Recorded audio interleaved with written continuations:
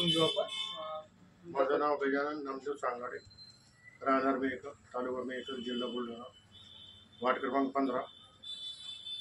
मला सर शुगरचा त्रास होता 2012 पासून. मी पुष्कळ दवाखाने केले औरंगाबादपर्यंत. जवळजवळ 5-6 डॉक्टर झाले माझे.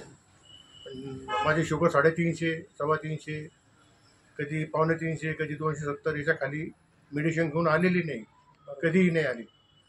नंतर मग मला राजू गिरे आमचा मावस भाऊ आहे म्हणून तुम्ही आला, त्यांनी मला मार्गदर्शन केलं, तुम्ही ही मेडिसिन चालू करा.